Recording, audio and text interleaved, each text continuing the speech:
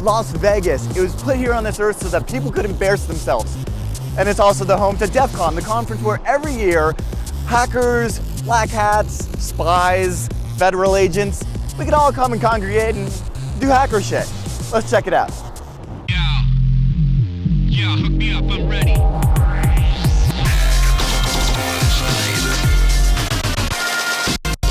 This episode of Hak5 is brought to you by Domain.com. Got a great idea? It all starts with a great domain, Domain.com. Go to Meeting and Netflix. Go to www.netflix.com/hack5 for your free trial membership. So we're here at the Hardware Hacking Village, and I'm here with Mike and Rich checking out the Wasp. Guys, how are you? Great. How you doing? Not bad. Now, what is the Wasp? The Wasp is a UAV. We decided war driving was sort of played out, so we wanted to try our hand at a little war flying. So we started out with that, and then it kind of expanded from there. So now it's a fully functional UAV with penetration testing capabilities and. Penetration testing UAV Wasp. I mean, aside from it being cute, that stand for anything? It's a Wi-Fi aerial surveillance platform designed for information gathering and potentially penetration testing of Wi-Fi networks. So tell me some of the features of this drone. Is it automated? How does it fly? It uses an open source platform called the Ardu Pilot. We went ahead and used that. We've made some custom additions to the code. Make it work with this particular platform. So that's embedded, that's like Arduino? It is Arduino. Yes, yeah. it is Arduino. There's a pretty strong Arduino community doing this this type of thing, mostly with RC planes. So you just you put it up in the air and it flies itself? Essentially, we manual takeoff, manual land, and then plot GPS coordinates using a Google Earth type application. It'll fly a pattern, and then we can monitor using the base station any information we see. If we see something that's interesting, we flip a switch on the remote, and it goes into a loiter mode, and it'll just circle until we tell it to continue on its way. Now you say see, do you have any telemetry that you get back from it? Yeah, actually we have a base station that communicates back over 900 megahertz RF or 3G.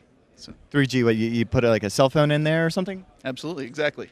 Yeah. And you say you could see stuff. Do you have like cameras on board? Well, we have a real cheap camera. I'm speaking more in reference to Wi-Fi RF signals. We have a 1 watt alpha Wi-Fi card with a belly-mounted 9 dBi patch panel antenna pointed down, giving us about a 60-degree cone arc of coverage on the ground. About 400-foot altitude, it's about 1,000 square foot of coverage. Okay, so you're running some serious Wi-Fi in the sky. What are you doing with that? What kind of distributions and what kind of fun are you, what are you doing to wreak havoc in the skies? Well, it's a via Epia 5000G Pico ITX processor running the Backtrack 4 suite. So The entire suite. the entire suite. So and it fits on a Pico, and you just remote in and then own from the sky? Yes, actually the base station has another XB radio that allows us to do secure shell over PPP, and we can actually use it as a router as well and connect up additional netbooks, additional laptops to have multiple people logged into the airplane at one time doing multiple different things. One person looking at Wi-Fi, one person looking at 3G, one person looking at the camera. So we really have some robust modular capabilities built into the aircraft and the base station. Yeah, I bet you don't need to worry about jumping really tall fences with barbed wire with this thing. So tell me about the flight. Is this built on a pre-existing platform, and what kind of range do you get on this? Well, yes. Originally, this platform was a U.S. Army target gunnery drone, so it's sort of surplus. Thank you, Uncle Sam.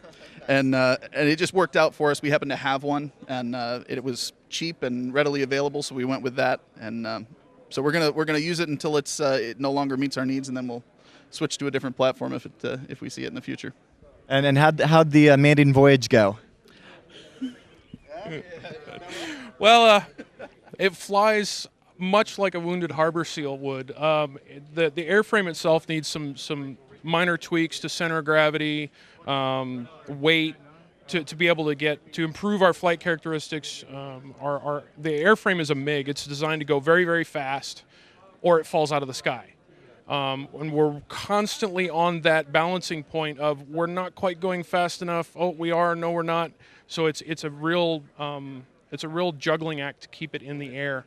And we took about another benefit of the airframe. We took about probably a 20-25 G direct impact nose in full throttle, and we were able to repair it in about an hour. And that was including the time it took for the 30-minute epoxy to dry.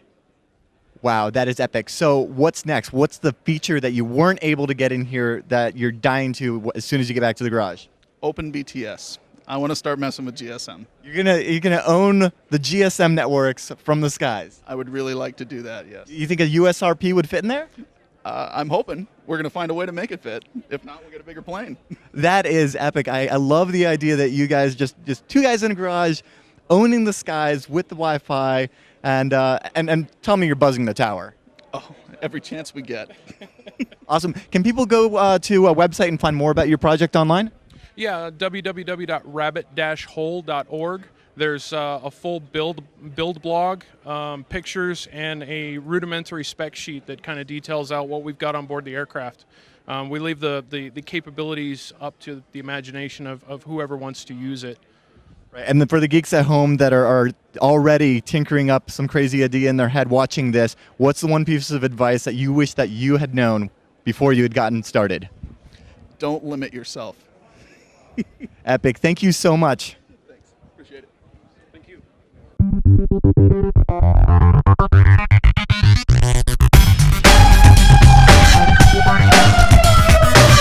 So I'm here at the Defcon Hardware Hacking Village, and as you guys know, this being my first Defcon, I'm trying to figure out what the deal is with the badges, so found none other than the coolest team here, Team Redacted. How's it going, guys? Good. Greg? So Greg, how's it going? It's going pretty good, thanks. We're here with Greg and John. John, hello. And Catherine. Catherine, hi. So Team Redacted, you guys are doing some really interesting stuff with the badges, but I need to first know, what is the deal with the badges? These are so unique. Yeah, so badges are separated by category first. Colors represent what group you're with, staff, press, humans, normal people. And then each badge has embedded electronics, and then there's this competition where you do some type of hack or modification to the badge, and the coolest modification or hack wins. And so are there NPC badges? You mentioned humans. Now, so what about the hardware on these guys? Sure, it's a Freescale processor, 16-bit microcontroller, and we are just, it's the same exact chip that was on last year's DEF CON badge. So that gave us a way to prepare for this year's DEF CON by buying the demo boards and practicing over the last year to be prepared for this competition. So.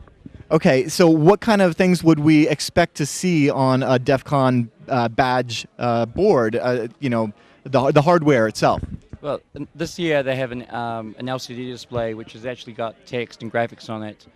They're very limited microcontrollers, but last year they had an LED which blinked 3 different colors, had a microphone on it, did some signal processing on that, and so it changed depending on what the noise levels were or things like that. There were also other things it would produce, like if you played a tone to it, it detected that. This year there's a party invite on one of them. If you have an invite, you enter a code from that invite into your badge and it unlocks it. Or if you hack the code, you can make it look as though you have an invite to the party. Usually these type of things, they're very weakly powered, so there isn't much code on them. There's a lot of things you can do, though. Excellent. So you guys were prepared from last year's using similar chips here. What exactly is this Frankenstein? What are we building here now? We're building the first DEF CON badge virus. So the goal of our hack is that you can put 2 badges together, and then one badge will upload its virus into the next badge and then keep track of what edition the virus is. So if I infect you, I'm 1 and you're 1.1, and then if you infect John, then he's going to be 1.1.1. So, and then on. And then what would you do? You would just be able to graph this and visually see, who mated with who and whatnot? Exactly. We could build a tree graph and show the different mutations, and if someone came to us later, they could show us, hey, I'm 1.3.5. whatever. We could kind of build that chain down in tree. So. Okay, so go ahead. Yeah, one of the interesting things about it is you can keep track of social networks this way. The people who infected people they know are going to have very similar numbers. things like you'll be able to find groups like that. Who do you know that knows a lot of people? People with big numbers, they know a lot of people. So you're going to be able to find clicks. Yeah, that's pretty much one of the parts. The trees, you'll say one person infects 100 people. They can convince 100 people to give them their badge. So they have at least some good friends. Okay, so I noticed that we've got USB on here, we've got Jtag. How would our boards mate and get infected? Yeah, so we've made these little devices. We call them the sticky headers, pun intended.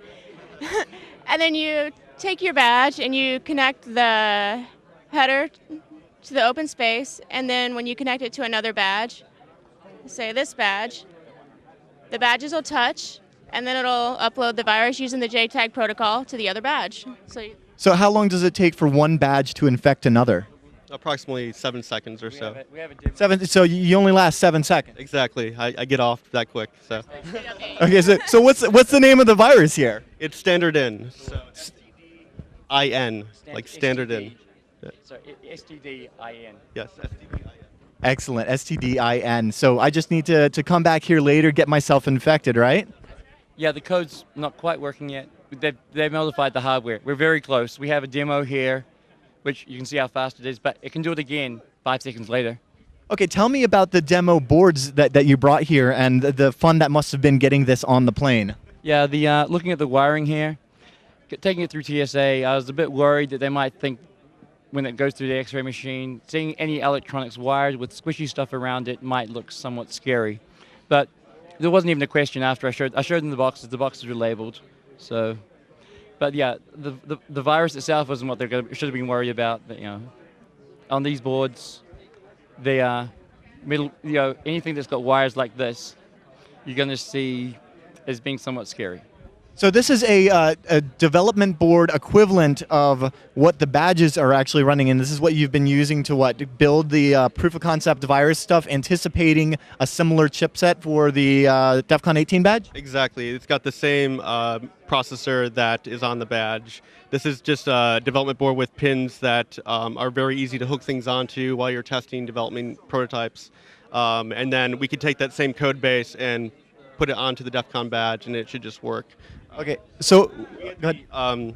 So we weren't, anticipating an LCD or these special components. So now we have to take our development code and port it to work with the special components that are on this year's badge to customize our virus for the Defcon 18 badge. Yeah, now that you've got a display to work with, I'm sure you guys are thinking up some very devious stuff. Any ideas come to mind?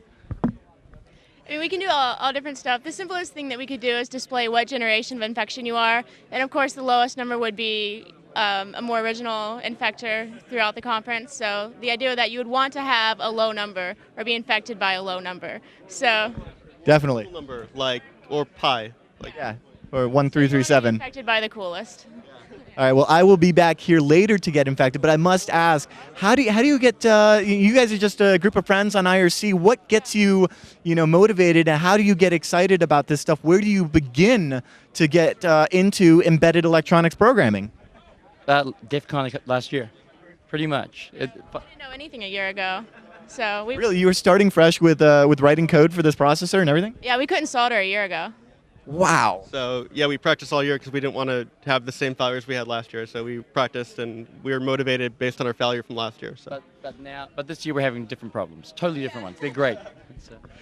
And that's the whole fun of it. Thank you guys so much for sharing with me what you're doing here. I look forward to coming back, having some beers, and getting infected. Thanks. I can't believe it. The rubber ducky domain I once already taken. Are you registering domain names in the shower again? Of course. Great ideas start with great domains. I get all my great ideas in the shower. You do? Well, first, I'm big into multitasking. You can do just about anything in the shower. Then forget the weak sauce domains. Have.co at sugar. Amidst the shizzle. Dude, great idea and great domain. What?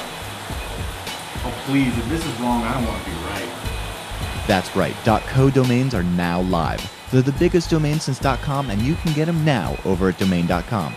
And while you're there, check out their virtual private servers. They provide unrestricted root access on Windows or Linux. They're easy to manage with cPanel and Plesk, and they're capable of hosting just about any size website. You may have even heard our very own Hak5.org is pimped out on a domain.com VPS. No matter where you are your next idea, remember, domain.com is the place to save 15% off at checkout with coupon code HAK5. Got a great idea? It all starts with a great domain, domain.com. Cool, so we've got the pleasure of being joined by HD Moore. HD, how are you doing? Doing great today. How about yourself? I'm not bad. This DEF CON treating you well? Yep, great. So what's new with Rapid7 and Metasploit?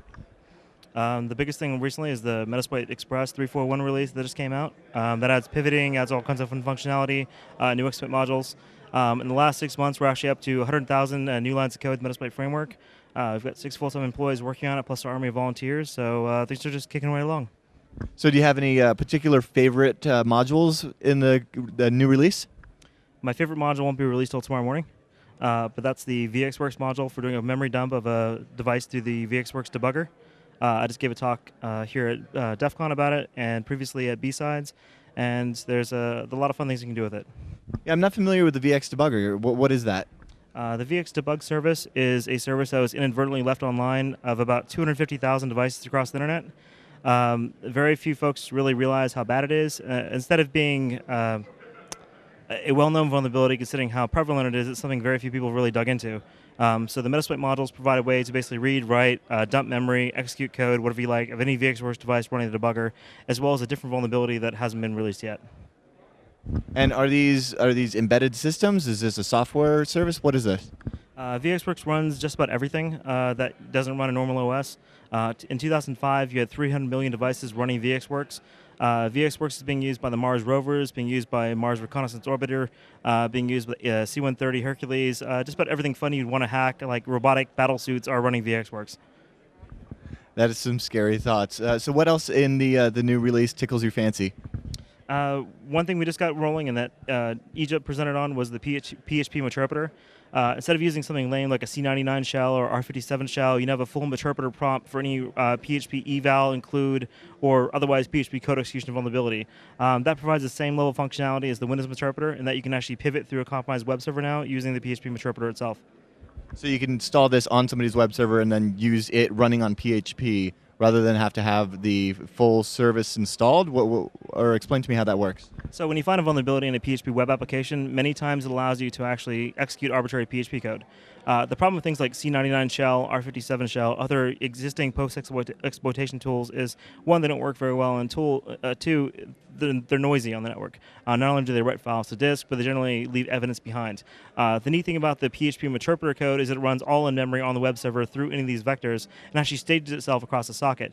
The cool thing about that is then you can use that to basically pivot. The best example I like to give is you'll compromise a web application, you'll dump the database credentials by reading the configuration file, and then you'll port forward the MySQL port from localhost on the target back to your own machine, and then you log in via the MySQL, dump their tables, and you're done. So it's a neat way to kind of do more with PHP vulnerabilities. That's very cool. So what other kind of features are you dreaming up for future releases? The big push we have now is on web application assessments, client-side security testing, doing a lot more on the payload side as well. The Meterpreter payload is going through all kinds of changes. Every couple days we go through and add new functions, change things, fix bugs. The big project right now is getting the Java Meterpreter up to the same level. The cool thing about the Java Meterpreter is it gives you the same functionality as the PHP Meterpreter or the Windows Meterpreter, but now within the Java virtual machine, which also runs either in, you can basically run the Meterpreter directly as an applet, or you can actually use that to install it on a Tomcat server or BS server or JBoss server as a basically a deployed application, and then have full Meterpreter access to the target through that. Excellent. Thanks so much for talking to us. Thanks a lot. Appreciate the time.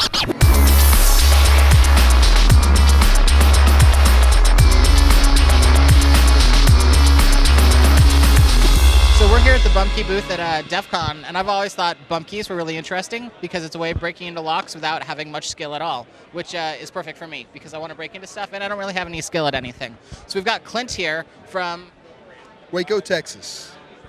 So what exactly are you going to be demonstrating for us? I'm going to demonstrate for you here a M1 keyway and a master lock, and I'm going to bump this puppy open.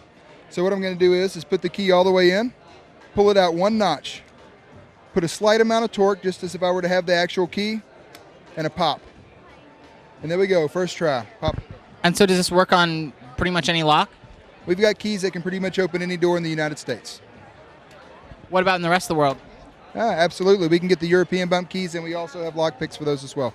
So bump keys are like 999 keys. That's like a key that has The lowest depth. the different depths. When you look at them, it's the farthest one down would be a 9. And so you put it in a machine and you say 999, and then you get a bump. Absolutely. And then you have to shave a little bit off the hilt right here, right? Absolutely. Actually, no. There's two different kinds of bump keys. There's a minimal movement and just a standard bump key. The minimal movement bump key is where it's shaved off the hilt. Those will actually damage a cylinder. So if they're shaved off, they can go in, and there's a little angle there that'll warp the cylinder out. So what you want to have is a regular bump key, and just one notch out, one notch in every time. Very cool. So let me see if I can give this a shot real quick. Well, we have several sets of keys. We've got 4 different rings here. We've got the residential set, which pretty much has your KW1, KW10, 2 schlegs, and the most common master lock key, which is the M1. Then we go into more of the commercial set, which is going to have Arrow, a master, and Yale. High security, Best, Ilco, IN33. Everybody's got one of these. It's their mailbox key, probably. And then we have padlocks. American padlocks, master, and this is the most common key in the world. It's the Y11. Every desk, padlock, or guest, cash register, cam lock that you can think of is probably one of these. So pretty much the trick is you have to have the right key for the right type of lock. You just don't need the specific key for the individual lock. Correct. It's pretty much like anything. If it fits in the hole, it's good to go. And so what are the different color hammers? These are specially made, I assume? They are. This is a Flex Plus bump hammer. It's real wobbly. All of them are weighted at the head to get the right precise hit for bumping a lock. This one's got a little bit more wiggle to it, wrist action. This one's more rigid. So if you're in a tight spot and you need to bump something, you can do it a little better. And so I guess you have like a very certain weight and frequency and kind of, specific feel that tends to work best for bump keying? It's all touch. Everything about it is. So it's the right amount of torque and the right amount of pop on the key. That's what's going to make it happen. But, I guess these are specifically optimized to make it so that any idiot can do it pretty easily. Well, somewhat. I just did it, so any idiot can do it. It's still a skill. Thank you very much. So a little earlier, we were talking to Team Redacted about their standard in or STD in virus on the Defcon 18 badge. Let's find out a little bit about the actual Defcon 18 badge. You developed this, didn't you? Yes. Okay, and this is the 3rd badge now, or what? This is actually the 5th electronic badge we've done for Defcon. Excellent. What has been the evolution of the electronic badges, and why electronic badges to begin with? Yeah, well, the first time we did it was Defcon 14, and at that point, the conference badges were just either like boring plastic or maybe metal or, acrylic or something, but nobody had done anything like an active electronic product. So we thought it would be cool to just try something and see the response, and the response was crazy. We made like almost 7,000 badges, and people, were really into it, and they're like, wow, blinking lights, and they wanted to start modifying it and hacking it. So it just progressed from there, and every year we're sort of learning new technologies and learning new techniques and trying to make, have some artistic elements and just do things that have never really been done before, and just kind of keep pushing it. So what is the new hotness with the Defcon 18 badge? So the new hotness, there's actually 2 new hotnesses, if that's a word. Yes. There is so we have the LCD, which is from a company called Kent Displays, and it's a cholesteric LCD. So it's sort of like the Kindle display that people are familiar with. Explain that to me. I'm not familiar with the technology. So the technology is basically the liquid crystals are twisted in such a way that you don't have to continually refresh the display. So once you write to the display, you don't need any battery power or anything like that, and the image will stay there indefinitely. And then the second hotness would be? So the second hotness is the fact that we're using an aluminum substrate circuit board. So it's a solid piece of metal with artwork laser engraved on the badges. So as far as I know, no one's ever done laser engraving on aluminum substrate circuit boards for like an active artistic circuit board before. And we have 7 different types for human, vendor, contest, goon, speaker, press, and Uber, who are the people that win the contest at the end of DEF CON. So there's different artwork on each one, and you can set them all next to each other and have like a nice landscape image. Okay, well tell me about the actual firmware, the chips, what we've got on here, and on following up with the different badges, like I have the press one here, do I have different firmware than anybody else? So the firmware, the functionality is exactly the same between all of the badges, and the design is really simple, and that's what I really try to do. We have some serious cost constraints and time constraints, and we want to do something that's cool looking but not completely intrusive, because a lot of people, even though they think the badge is cool, they don't want to just hack on it. They just want to wear it and go do other contests. So we don't want it to be intrusive, but we want it to be something that can still be hackable. So there's this trade-off. So, we have a battery. We have a Freescale MC56F8006, which is a 16-bit digital signal controller. So it has all sorts of really cool math functions and hardware-based acceleration and stuff. And that's actually the same part we used at Defcon 17. And we had some customs issues last year and had to order another 7,000 pieces. Explain to me the customs issue, because somebody was trying to tell me that last year, that you're using the same chip from last year for some reason that had to do with customs on the 17 badge? Yeah, so the reason that we're using the same Freescale part is last year we'd sent 7,000 parts to our factory in China, and they got held in customs for months. So we said, okay, plan B, we're going to order 7,000 more parts, program them, ship those to China. Those got stuck in customs too. So now we had 14,000 parts in customs, and we couldn't return them. Eventually, the 7,000 went through, and Defcon 17 proceeded as normal. And then a few months later, I got the other 7,000 returned back to me. So we had stock of the chip. It's not an ideal situation because we want to try to do something new with new parts every time. But on the other hand, people were already familiar with the chip, so those people that are hacking the badge, now they have a leg up because they already know what to do. Exactly. Now, I noticed that you've got USB on here, and it shows up as a standard TTY. What does that allow me to do as a badge holder? So there's two different things that USB serial port provides. The first, in the regular mode, is like an LCD control API. So you can send commands to the badge through Hyperterminal or any of your favorite, COM port serial port programs to actually load the frame buffer and change the display and then rewrite the display. So it basically allows people that aren't necessarily into hardware hacking to still do something with their badge. And then the second thing is a bootloader that you can actually compile your own code based on the code that we released on the Defcon CD of the badge. Right, because this is all open source. Yeah, all open source. All the details are there. So you can modify the badge, recompile it, and then load it through the serial bootloader back onto the device. And you don't need any special hardware to do it. Well, thank you so much for sharing that with us.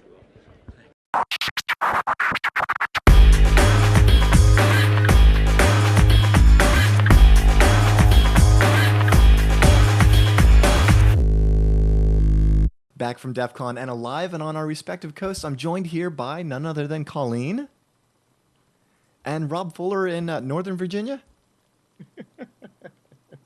And there's a lot of big news that came out at DEF CON that we didn't necessarily get to see on the show floor because, as you guys saw with me, it's a zoo. It's an absolute zoo. You guys have a good time? Absolutely. Anything catch your interest? One of the things that I thought was really interesting was the GSM hacking that was going on. I mean, everyone's carrying around these little cell phones all the time, and GSM is, of course, the most popular standard in the world, and people are putting it up to their ears and, spilling all of their most confidential data into it to their, bank teller or their wife or their doctor or whatever, and people were demonstrating a completely usable GSM hacking solution.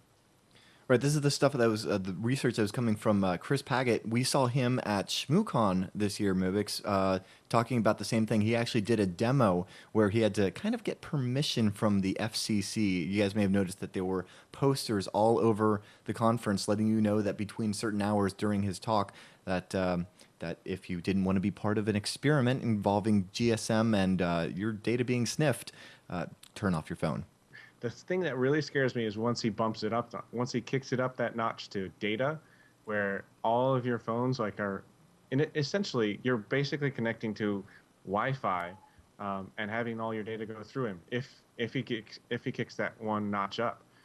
Right, it is kind of the perfect man in the middle, but as it is right now, it's only for voice over IP, or not even voice over IP. It's only for 2G data, and that's because he's jamming the 3G signal, so all of our phones just kind of inherently drop down to, the lower standard. Right. Which has been broken. The 3G and 4G standards have not been broken yet, so I guess you could theoretically just select for your phone to not use those standards that are broken. That would be a legitimate workaround. I'm just not sure if all phones even have that option, but hopefully we'll start seeing that. Yeah, the iPhone only lets you kill off the 3G. It doesn't allow you to kill off Edge. Well, stop using an iPhone. Okay, I'm sorry. It's a trap! Or you could also just use a CDMA phone. I mean, when I was going to DEF CON, I decided, okay, no Wi-Fi devices, and nothing from work, and only CDMA phones. Right. Now, if you wanted to build this yourself, it's all open source and it's all available. It's basically $1,500 investment to get yourself a USRP, or a Universal Software Radio Peripheral, from edis.com, and then you get some OpenBTS, which is a distribution that allows you to basically build your own base station, and then tie it all together with Asterisk on the back end to actually connect the calls to the Plano telephone system, and there you go. You've got yourself a little GSM network. Some other fun social engineering stuff coming out of DEF CON. Mubix, did you see what the people over at Offensive Security were doing? Yeah, they did a social engineering contest, which was pretty awesome. When they first set it up, they got contacted by the FBI, and the FBI got pretty up in their face about it, essentially wanting them to take it down. But they talked to the EFF, and they worked with the FBI and made the contest so that it wasn't going to be intrusive to the companies that were targeted, basically.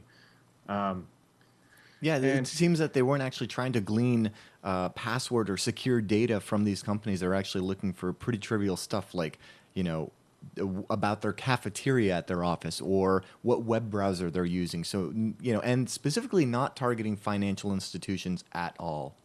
Right.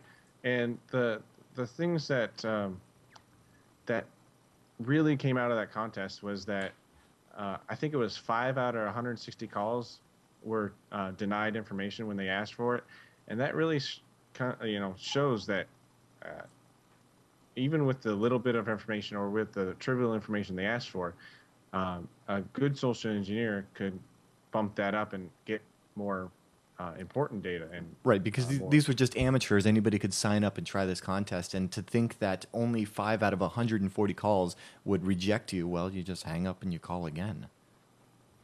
Yeah, I mean, that's what I always do with customer service representatives. If they're not giving me exactly what I want, like, a discount on my service or a free phone upgrade or something, bam, I hang up, call back another one, and they give it to me. Right, it's noted here in the article that one particular social engineer was able to get the customer service representative to actually visit a URL. And when asked why, the social engineer replied that it would just make him feel better if the CSR visited the URL. Now, of course, it was nothing malicious, but had it been, that could be hugely dangerous. Right. Because actually, it would make me feel better. It would make me feel better if you would download this executable and run it. Darren, it'll make me feel better if you order me a pizza right now from Zachary's. I might be getting social engineered right now. And on that note, I am starving and it's late, but we had such a great time at DEF CON. I want to thank you both for joining me so we could wrap up 2 of the more interesting things that we didn't get to see on the show floor, but I thought were quite important. Looking forward to the next DEF CON with you guys. And of course, I do want to thank the sponsor that is making this possible. If you aren't using a web conferencing tool or the service you're using is clunky, try GoToMeeting from Citrix. GoToMeeting lets people come together globally by allowing them to meet online, to present, demonstrate, or collaborate in real time. You'll substantially reduce travel expenses and save time by meeting remotely. And GoToMeeting uses VoIP technology, so you can call via the phone or your computer. Try GoToMeeting free for 30 days. For this special offer, you must visit gotomeeting.com, click the Try It Free button, and use the promo code HAK for a free trial.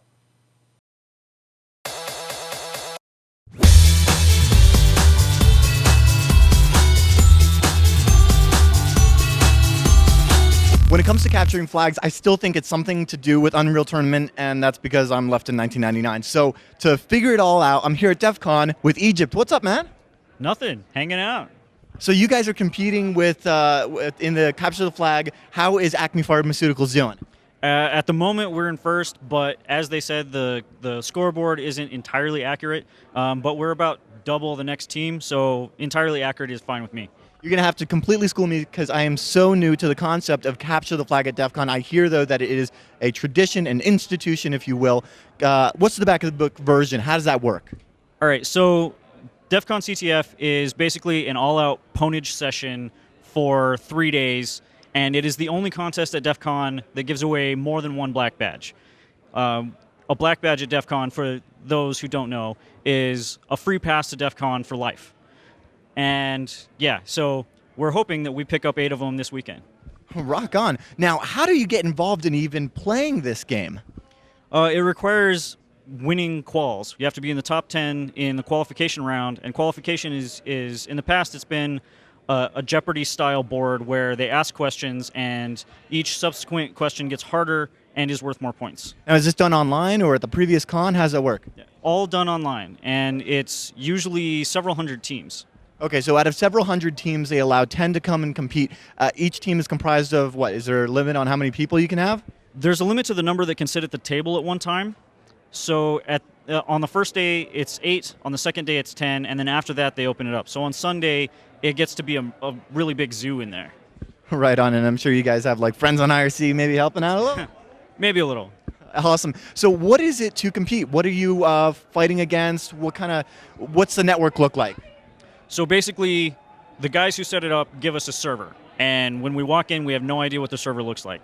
And it includes a certain number of services, and each of those services is worth points. So you have to keep them alive, you have a service level, and you have to pwn the other teams. Okay, so not only are you playing the defense, maintaining your SLA, keeping your services up, but you're attacking. Now, tell me, these services, are we talking like Apache, Tomcat, stuff like that, SMTP services, or what?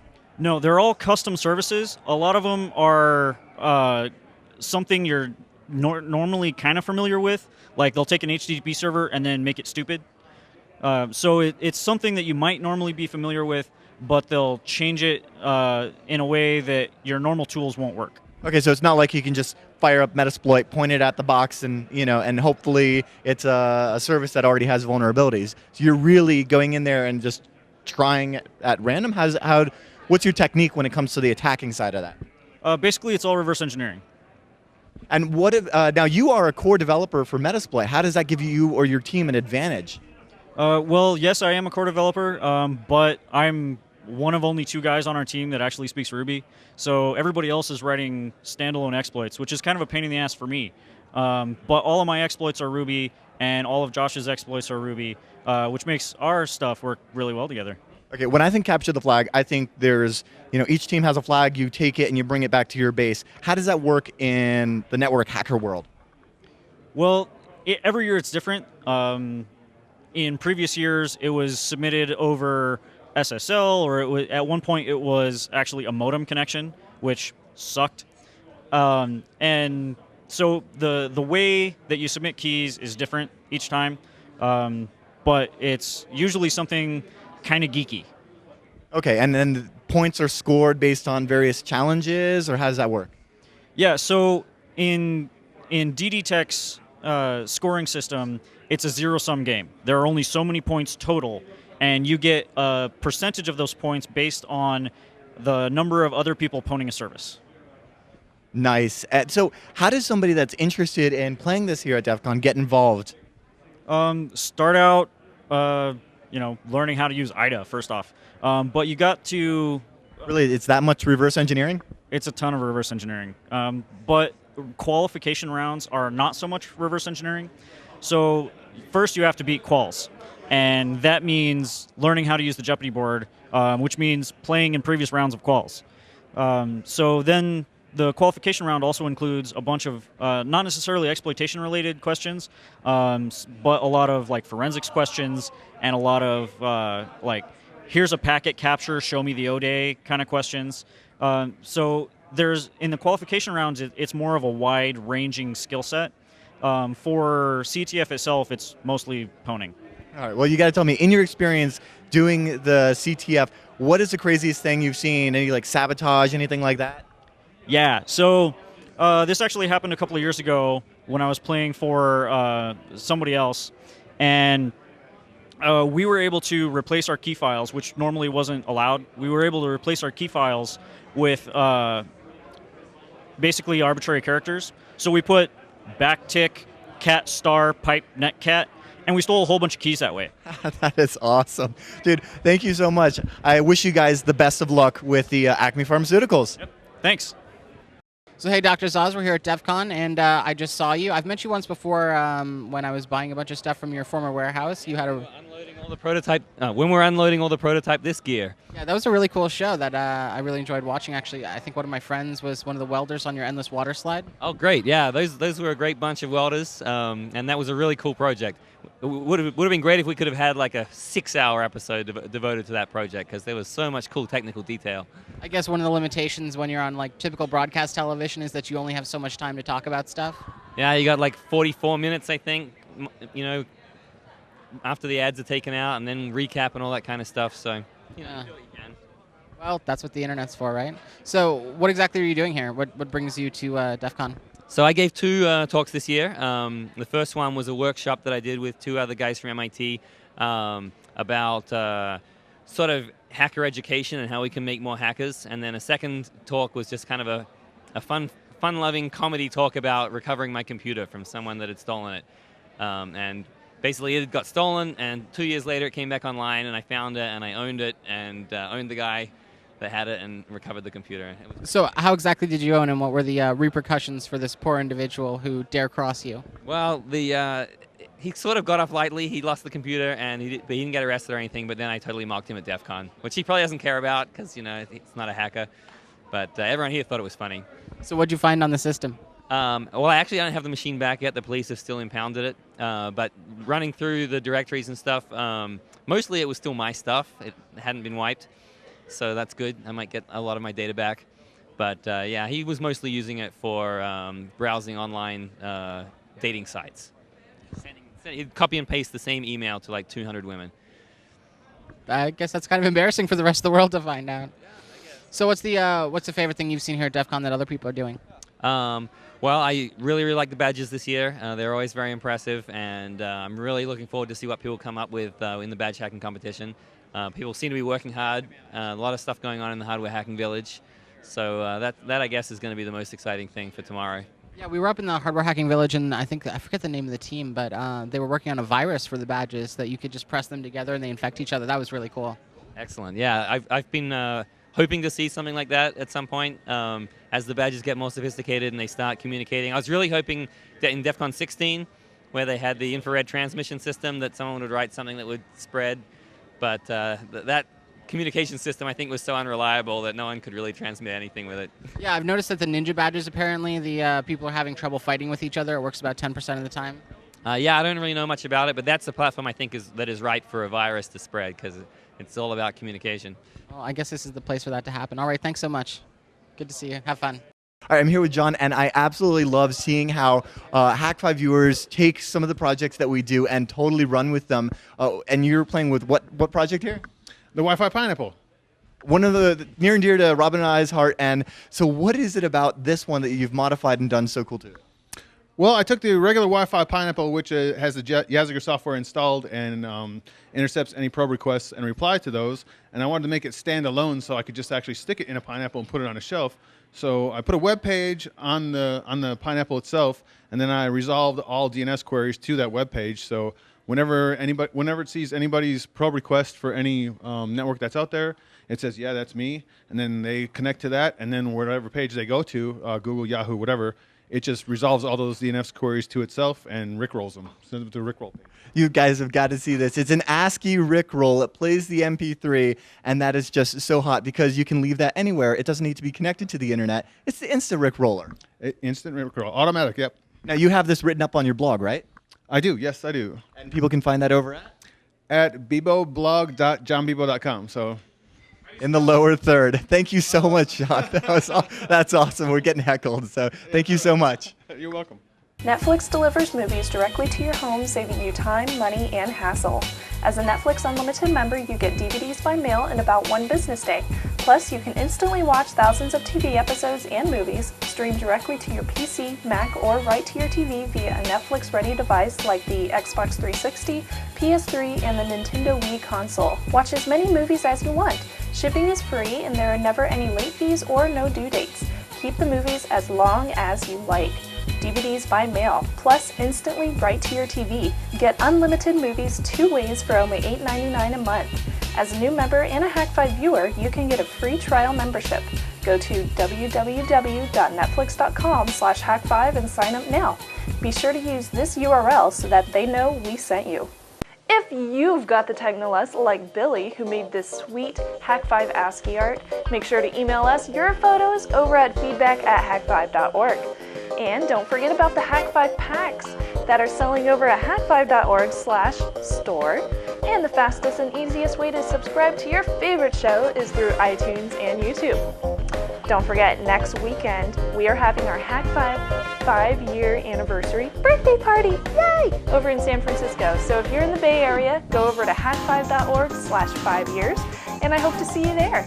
Yay! Until next week, I'm Shannon Morse. Remember to trust your technolust.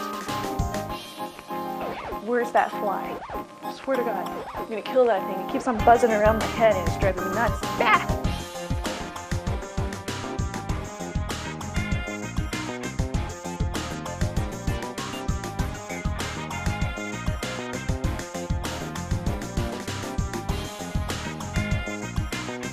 Still at the Hardware Hacking Village, and check it out. It's Shalom. What's up, man? Hey, how's it going? Doing excellent. Now, I really appreciate you offering me a nice beverage here. Yeah, no problem. It's not cold. It's not cold. I actually just got back from contraption cooling contest out by the pool. We take the beers and basically leave them out in the Vegas sun and try to cool them down as fast as we possibly can. Okay, and so is there like a record for this?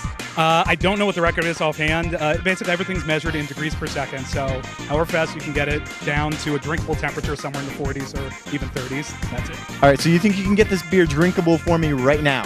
I think I can get this beer drinkable for you about 30 to 40 seconds, probably. All right, let's do it. What do we do? Well, I'm going to... Yeah, go ahead and walk me through this. What are these elements A here? lot of people, this is I think the 4th or 5th time that I've entered this. A lot of people have gone for way over-engineered products. For a couple years I tried that and I kept on failing miserably, so I decided simpler is better. This year I basically just got some ice packs that you can go ahead and buy in any supermarket or anything. They're designed to like wrap around cans or a cooler or something. Cut them up into little individual things, stick them in the cup, and add some beer.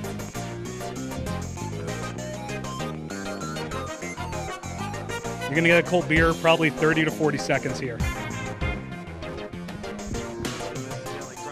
Yeah, I've been actually using the dry ice to refreeze the cold packs throughout the contest, and I've been walking around the con since then, getting rid of the extra beer that we had, just cooling it for people as we go. I like this. It looks like Romulan ale right now.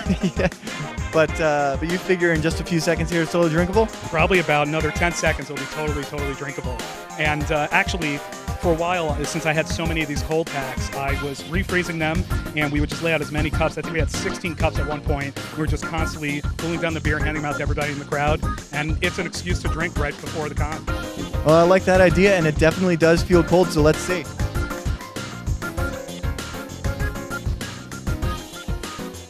Well, aside from it being Budweiser, that was definitely drinkable. Yeah, definitely. I hope we have some Hacker Shore next year, because I've been saying for a while, we should get Hacker Shore. It is a hacker con. But if we can get some better beer, I think it'd be awesome. Sweet. So what are you up to these days? I'm a general IT consultant, just, kind of your average everyday IT ninja, I say. Yeah, I've seen you all over the Twitters. If you haven't checked it out, it's Sir Spams a lot. Thanks so much, dude. Thanks a lot.